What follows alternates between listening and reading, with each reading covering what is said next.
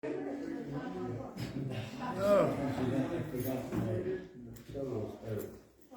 have you got it going? I've got it going. Oh, okay. You know where Bill lives, right? Yeah.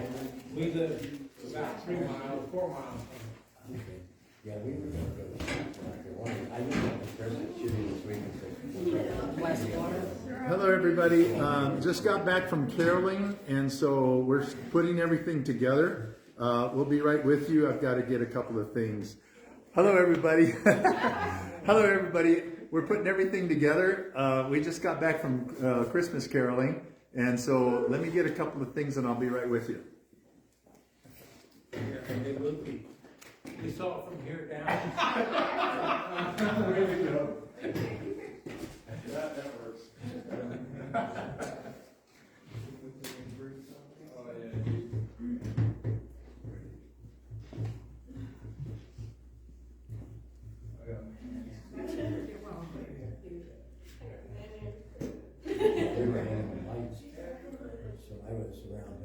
Now, testing 1, 2, 2, 3. We're not there yet. Can you hear me okay? That's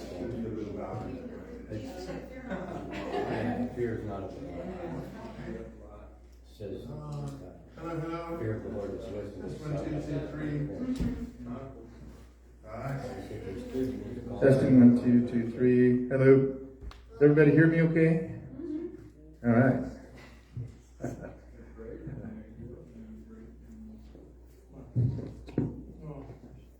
You know, one of the things that I like about a rural church is that we don't have to put the performance on, you know, and it's really great. So we went out Christmas caroling.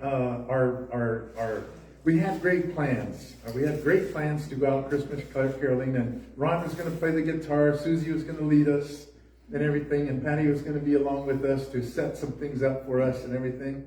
And God provided some hot chocolate for us anyway, right? But we just got back, and we had such a good time.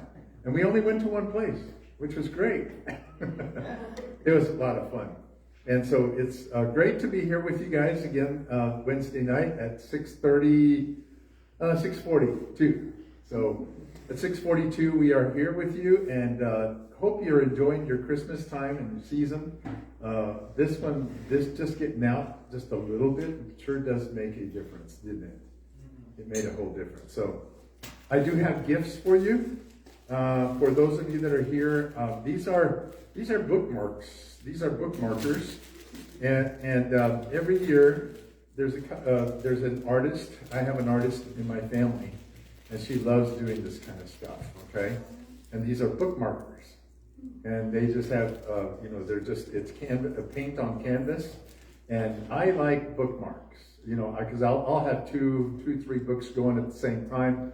So these are gifts for you today, and so if you guys want to go ahead and pass those out, that'll be great. I have my ushers today. That's wonderful. So today we're going to be in the book of let's see, Deuteronomy chapter 11. Deuteronomy chapter 11. And so because we all sang for this last, 40 minutes or so, or half an hour, and Ron is not here, so we're just going to go ahead and go right into our lesson. Yeah, and so that'll work out. Now let me tell you a little story about the Israelites. The Israelites, Israel had been delivered from Egypt, and they came through the Red Sea. Many of you know that God destroyed Egypt in the process of doing that. Came through the Red Sea, went down to Mount Sinai. They went up right to the edge of the promised land, and they refused to go in. That was because they didn't have enough faith in God. Now, in order for you to have faith in God, it takes a lot of courage to have faith in God. That means you're taking steps and you're moving forward to be able to walk in what God has promised them. God promised them that they would go into the promised land, and they just couldn't believe it. And the reason why was because it was difficult. Now, let me tell you a little bit of that. a lot of Christians, how many of you have heard Christians say, well, it must not be God's will because it gets tough and things aren't working just the way you feel like it should be working. So a lot of people feel like, things have got to be just wide open, ready to go. You're stepping into everything and you think that it's the will of God. But what they were facing giants. They were facing, fortified cities. They were facing some things that it looked like they were going to have to do some battling on their own. But God promised them, this battle is mine, it is not yours. If you will go in, I will defeat them on your behalf. But it takes courage to go in. It really takes courage to walk in the promises of God. And so they failed. They went back and they wandered for 40 years, and now they're back up. They're right across. Israel is right across Jericho. They're about to go into Jericho, but Moses wants to remind them of all of their stuff. Last week, how many of you remember what we covered last week? You remember? Yes. We talked about that failure is good. How many of you remember that? We talked about failure is good. Were you guys here last week? You guys were here last week? Failure is good. So one of the things we all want to hear the positive. We always want to hear positive things. We want to hear the good things. We want to hear the things that will lift us up. And what Moses did in chapter 9 and 10 is he reminded them of their failure. Remember, through the desert, he went through and he reminded them of their failure so that they wouldn't go back there again. How many of you know that when you failed and you fail big enough, you don't want to go back? You just don't want to go back there again. Absolutely don't want to do that. So this is what Moses did, is he went ahead and he covered that, and he says, look, you guys have failed miserably. You stiff-necked people, you have been rebellious against God. And so he reminds them all this, but at the end of chapter 10, he says something like, in verse 20, let's read those two verses there, 20, 21, and 22. You shall fear the Lord your God and shall serve him, and to him you shall hold fast. Take oaths in his name. He is your praise. Remember, we talked about that. That God is your praise, and he is your God who has done this for you, these great and awesome things which your eyes have seen. Your fathers went down to Egypt with 70 people, and now the Lord your God has made you as the stars of the heaven in the multitude. So he reminds them what God has done for them. He really did.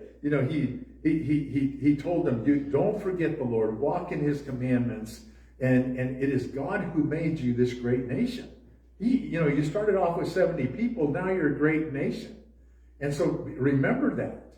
So he reminds them of their failure, and then he tells them, stay there. Now, in chapter 11, this is where he starts off. This is where we start off. I just wanted to give you a little bit of a background and some history there. And I like chapter 11. Ooh, I like it. And you're gonna see why I like it. Therefore, you shall love the Lord your God. Now remember, he says, therefore, you shall love the Lord your God with all your heart. Let's see. Therefore, you shall love the Lord your God and keep his charge, his statutes, his judgments, and his commandments always. Therefore, and I remember a Bible teacher always used to say, when there's a therefore, you need to see why it's there for.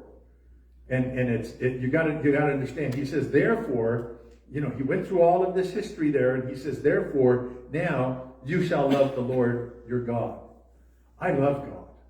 And over the years, as I've gotten to know him, as I've gotten to know the Word, I've gotten to know who he is.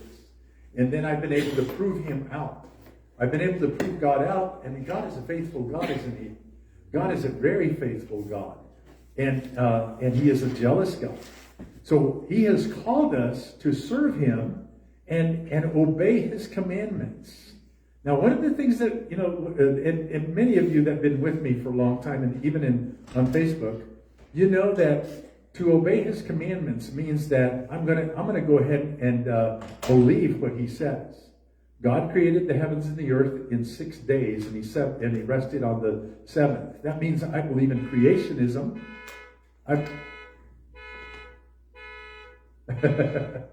I believe in creationism and not in evolution. Was that must have been Joy. There she got it. Yeah. So she. Okay. So let me just. So we got distracted with the horn that's outside. You know, that was a car. Car started beeping out there. So to believe the commandments means that I'm going to believe what God teaches us. That's what I believe. And so therefore, I believe that he created the heavens and the earth. I don't believe in evolution. Don't believe it. There's a lot of Christians that try to stretch it out. And they try to say, well, every day could represent 1,000,000 years. You know, what's to say that we didn't evolve? Well, the word says, because it says that he created it in 6 days, not in every day represents 1,000,000 years or 1,000 years. You know, there's several things there. So I believe in that. So the other thing that I believe in is that, you know, that God, yeah, we've been scrambling. So the other thing that I believe in is that God created marriage between a man and a woman. Not between Adam and Steve, but Adam and Eve, you know, that kind of stuff. He created marriage to be between one man and one woman. Not all the variations that we have out there. One woman. Oh, what's that? You said one woman and one woman. Well, did I say woman and one woman? No. I don't know. I didn't think I said that. So he created marriage between a man and a woman, and so not between a woman and a woman or a man and a man. Okay. So those are the kind of commandments that he gives us. So when we fail him, he's going to give us all these blessings, but then he's going to warn us when we fail. He says you're gonna find that God is going to remove the rain from coming into your land.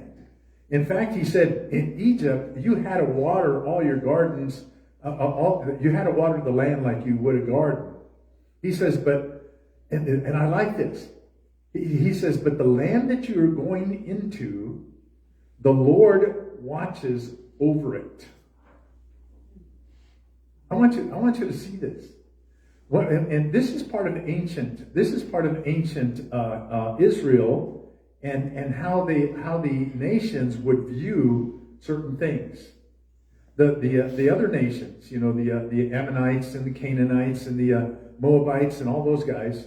Well, they had their nation and it had borders in it, borders in it, and so their gods the people there would say that the gods are either watching over their lands or not. They went ahead and they attached the God to the land. So now God is saying, look, this land, I'm going to watch over you, and it's going to be like, you're not going to have to water it because it's going to rain, and it's going to be well watered because I am watching it for you. Now, when I see those kind of promises, I'm thinking, oh God, let it rain. You know, we're in drought. We're in drought today. You know, all of the Southwest area has been in drought for like 20 years. And I keep thinking, you know, is it because we have broken the commandments of God? You know, in our relationships, in the way that we treat one another, what we're teaching our kids in public schools. You know, some of the kind of stuff that's going on right now, we have been breaking God's commandments every time we turn around, and then we turn around and say, well, God bless America. And I'm sorry to say that, but when I get up and I start talking to some people, I said, how can God bless America when we are breaking God's laws? It can't happen.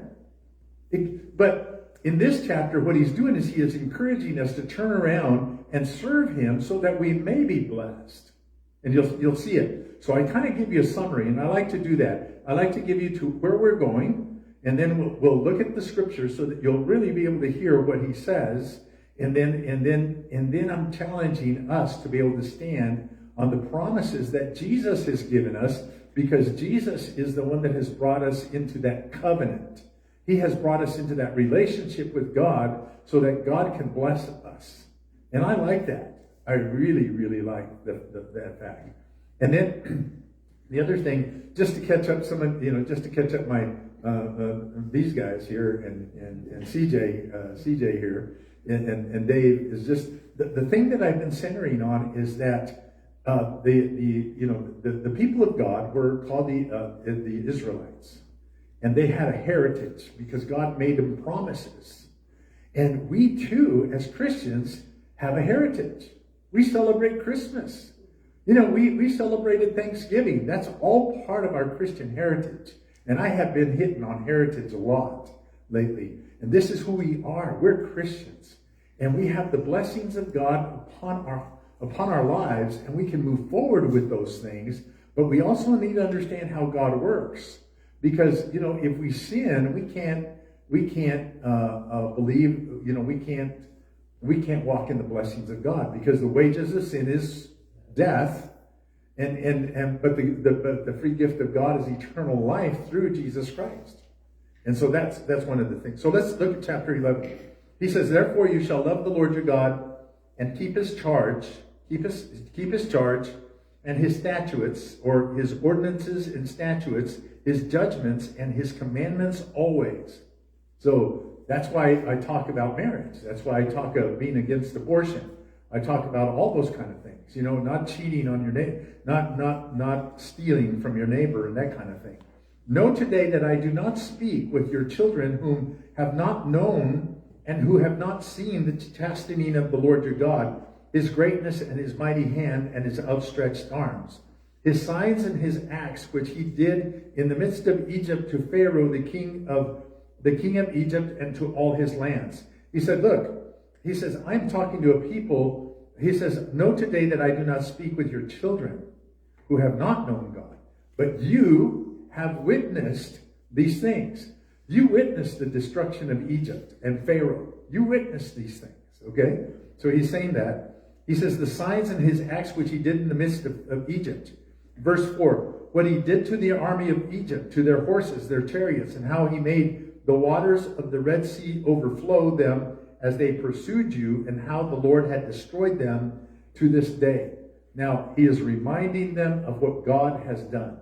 We have to be reminded constantly. I like the fact that I can sit here and teach and go through the scripture on a weekly basis, because we need that reminder. Every 7 days, we need to be reminded. Twice a week, 3 times a week, every day, we need to be reminded. What he did for you in the wilderness until you came to this place, and what he did in Dathan and Abiram, and the sons of Eliab and the sons of Reuben, and how the earth opened its mouth and swallowed them up in their households, their tents, and all the substance that was in their possession in the midst of all of Israel. So what he is saying is, remember what God did to Korath, Korath, is that he opened up, the earth, and he swallowed them up because they rebelled against Moses. And he says, remember that.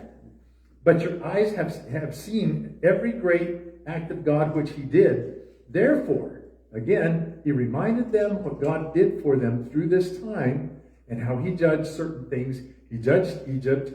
He judged these acts of some of the tribes who rebelled against God.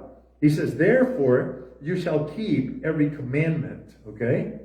He says, therefore, now that you see the judgment of God, keep the commandments, which I command you today, that you may be strong. Well, if that's all I need to do, then I want to be strong. Okay? He says that you may be strong and go in and possess the land which you cross over to possess. Now, how many of you know that today the church seems weak? The people of God seem weak. And there's no substance to it. There's nothing there, it seems like. In a lot of ways, you look at the church today, and here's the promise. He says, if you shall keep my commandment, which I command you, I want you to be strong, and I want you to go in and possess. I want you to go in and possess the lands. Today I was at work at the state level, and it was just, I'm talking about God all the time. You know, I'm talking about the Lord because I know that that's where the strength lies. That's where the strength is. That's where we'll be able to accomplish certain things. Because people go from, trying to do it in their own strength, and all of a sudden, zoop, they're over here thinking about God and what is good and what is right. And so this is how we go in and possess the land which we are to cross the land. We're to possess the land, cross over, and possess it. That you may prolong your days in the land which the Lord swore to give to your fathers, to them and to their descendants, and God is promising a good life, a land flowing with milk and honey. I had Twinkie and I, where were we at? We were in Tucson. No, we were in Sierra Vista. We were in Sierra Vista. And she picked up a head of lettuce. Now, how many of you have noticed the price of lettuce? It's like almost $3, depending on where you go, but it's almost $3. Yeah, wow. Yeah. She picked up the lettuce. She put that back. And I said, honey, God is with us. He will provide. I said, you take that head of lettuce. I said, it doesn't matter. We live under God's economy and not the world's economy. I'm believing that God is going to do what He promised. He promised to provide. He's promising them a land of milk and honey here, and He's providing He's promising them a good place, but we need to have that courage and that faith in God that He can provide for us regardless of what the price is of lettuce. See, because we like tacos, we like tostadas, and you use a lot of lettuce. And I knew that she was going to do that, and I said, no, you buy that, you get that lettuce, because I know what's coming. Oh yeah, that's right. Tacos, tostadas, enchiladas, all of that kind of stuff. So, that's the kind of faith that we need to have in God. Honestly, that's what, and see, He is saying, don't forget God. Don't forget the commandments. Don't forget His promises, guys. Don't forget. Yes. See, this is what Jesus did for us. What Jesus did is He became the sacrifice that opened up that relationship so that we can, that relationship with God, so that we could walk with Him and He could walk with us.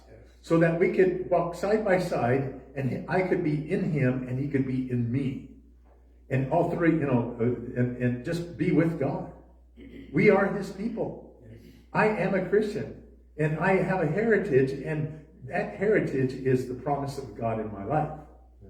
And regardless, so when the enemy attacks, and when there's certain things. Now remember, He reminded them of their failure so that they wouldn't go back to their failure, so that they would pursue God. Now He's saying, don't go back over there. You saw what happened over there. What I'm encouraging you to do is to go, you follow God. All those songs that we sung tonight, we went out Christmas caroling, guys, and the songs are just full of the promises of God. Just amazing. And so I want to be able to stand on those things. So then He says, and then I like this other one, verse 10. For the land which you go in to possess is not like the land of Egypt, which you have come. You sowed your seed and watered it by foot as a vegetable garden. But the land which you cross over to possess is a land of hills and valleys, which drinks the water from the rains of heaven. Amen. What He is saying is, you're not going to have to work as hard. You're not going to have to work as hard when you go in. How many of you depend on God to help you throughout the day with whatever it is? Oh yeah. Every day, God, you got to help here, because I don't know what I'm doing. I don't know how it's going to turn out, but I need you. You said you would. So here He's promising the people of God that He's going to send them into a place that has the rain from heaven. They're not going to have to water it like they did in the land of Egypt. Now He's making a comparison. Remember your old days, but look at what you're going into now. Oh, we don't want to trade off anything that God is giving us. Because He's saying, the comparison is going back. I don't want to go back to Egypt. I don't want to go back to my old ways. I want to be able to go forward. So, then he says, a land for which the Lord your God cares. He says, this is the land that your God cares over. He is the one that is watching over this land. He is caring for this land. He is the one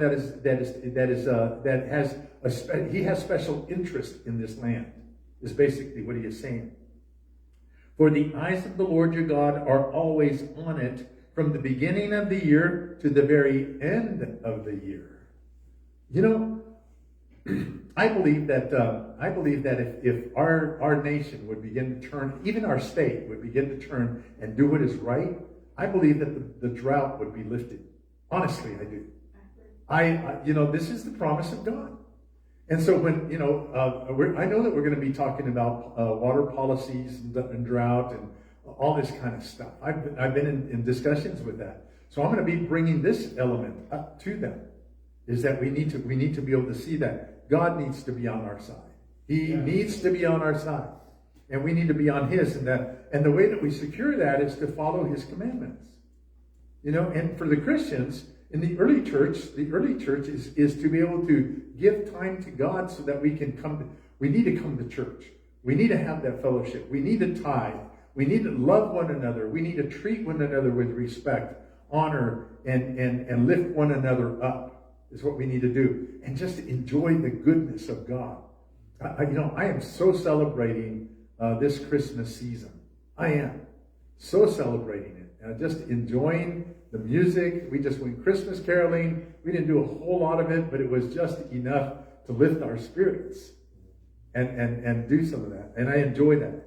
And then he says, in verse 13, he says, and it shall be that if you diligently obey my commandments, which I command you today, to love the Lord your God and to serve him with all your heart and with all your soul, then I will give you the rain for your land in its season, and the early rain and the latter rain, so that you may gather your grain and your new wine and your oil.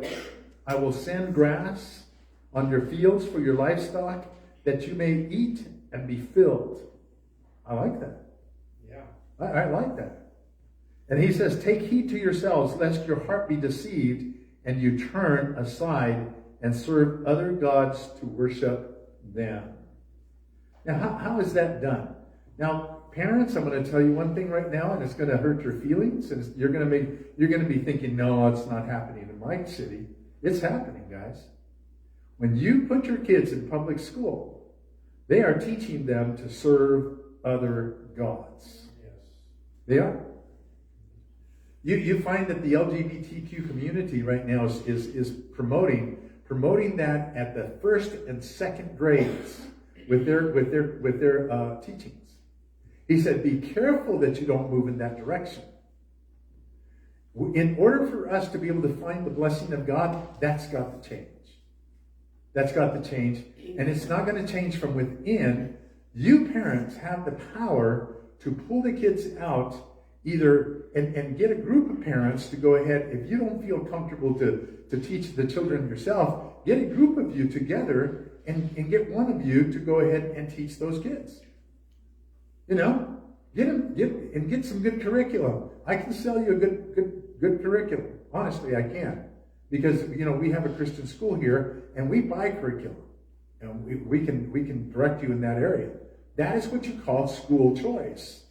Parents have the power to choose, and we need to be able to do that kind of thing. And it comes in subtle ways too. He says, be careful that you don't follow other gods.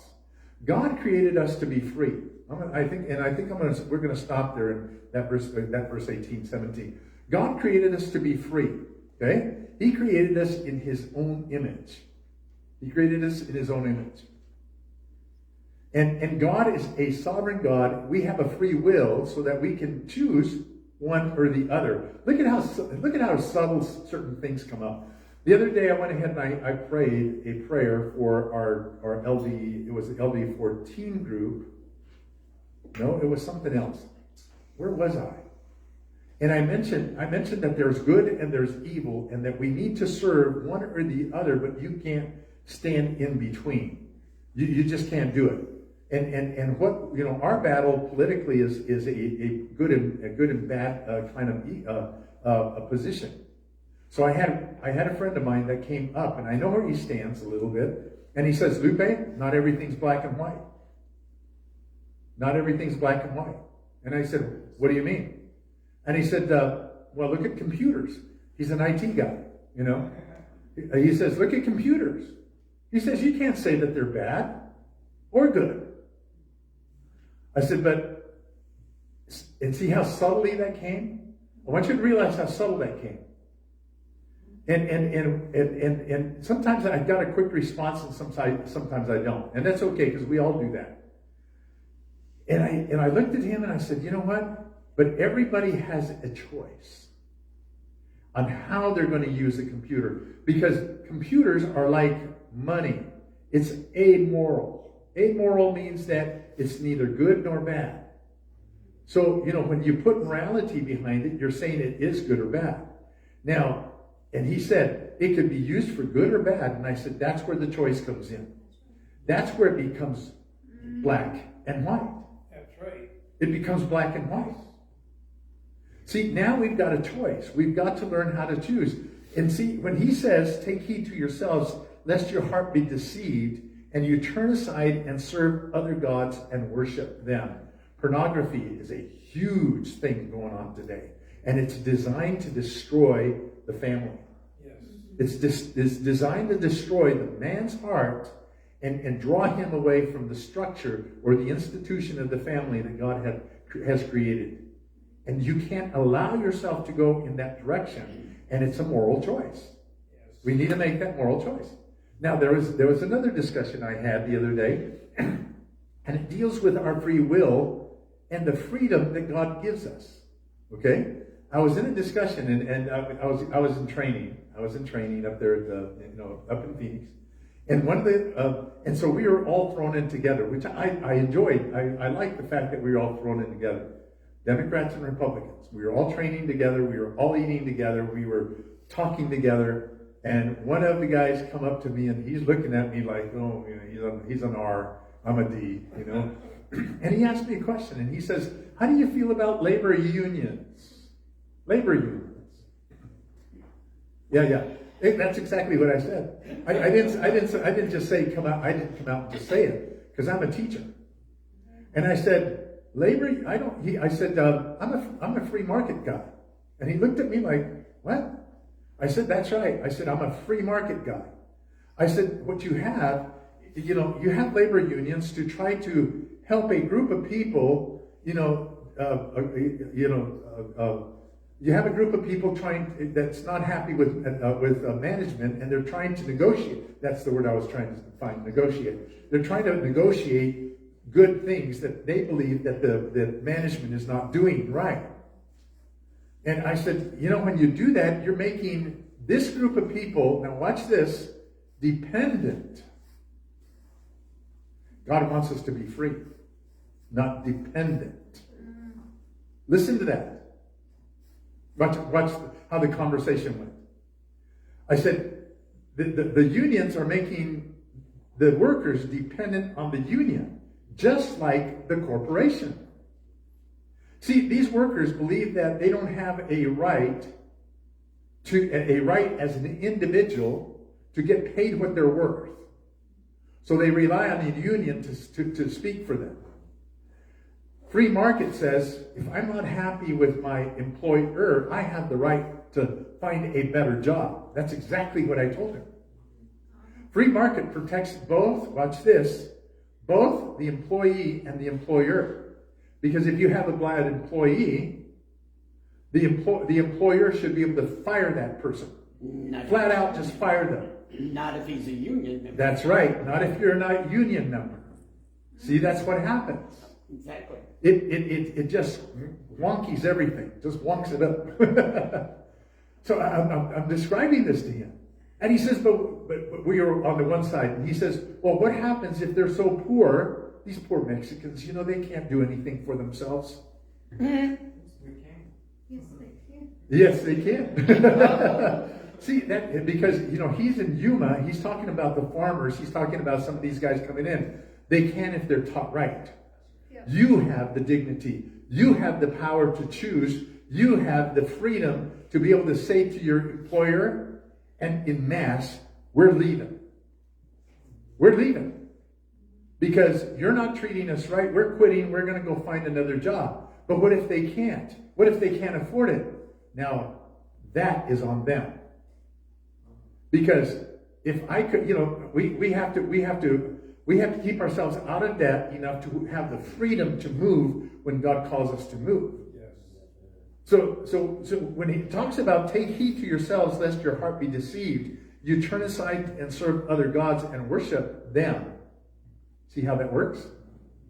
So what I said to him, I said, no, that is an excuse.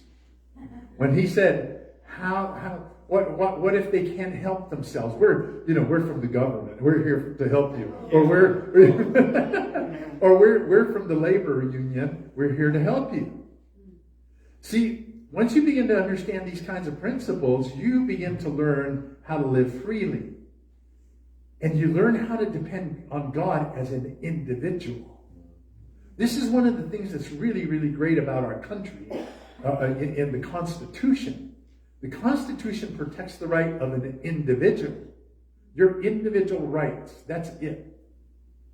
And they're God-given rights because he has given us individual accountability, responsibility, and when we have that relationship with God individually, he blesses us individually, but he has brought us into the church, which is the body.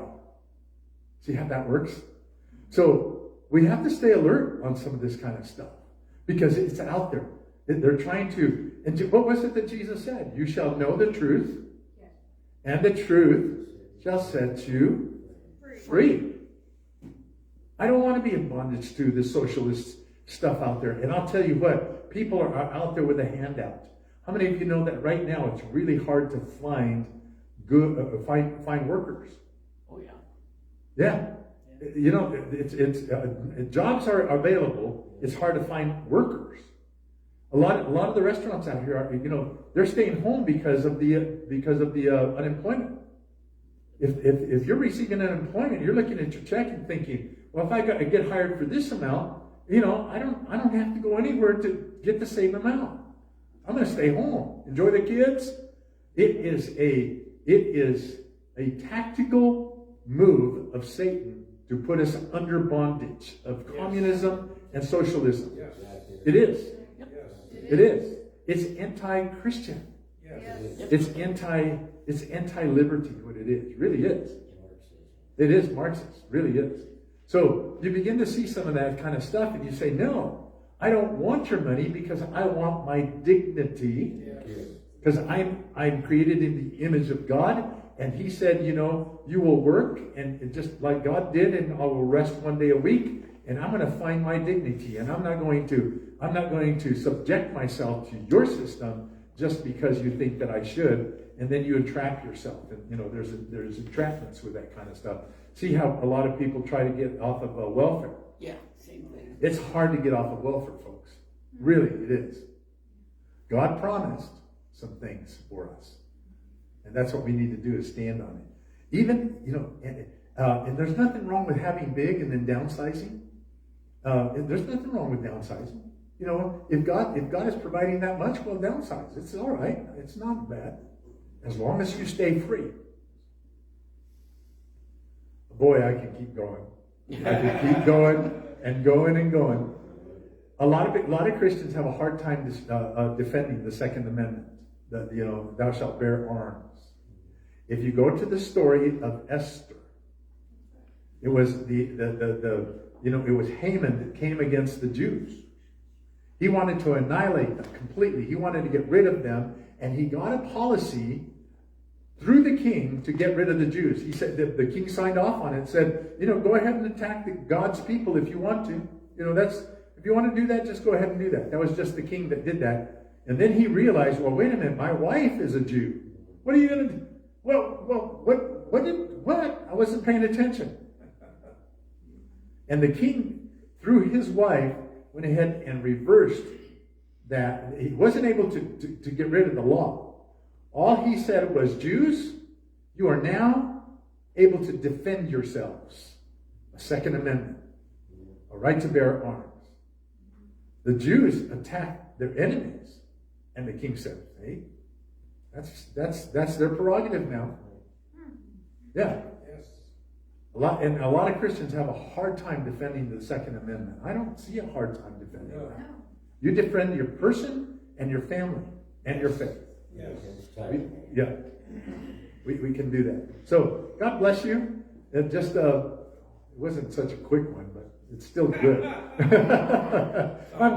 Always good. I'm never short. That's what my wife tells me. I'll be back. I'll have a short service. She goes, no, you won't. It's too good. It's just too good. There's too much good stuff in here.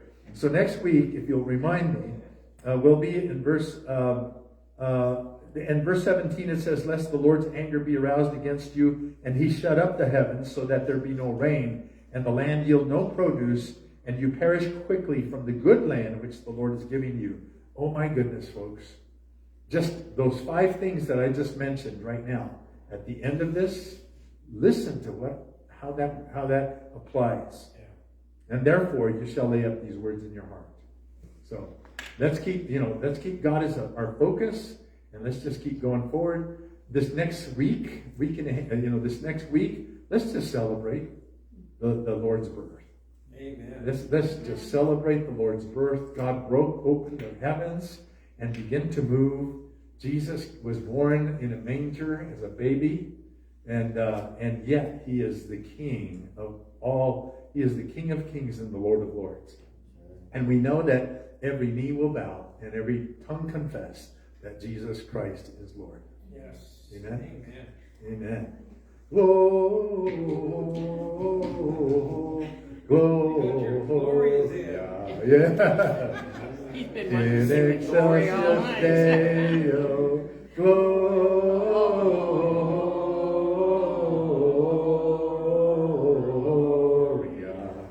in excelsis Deo.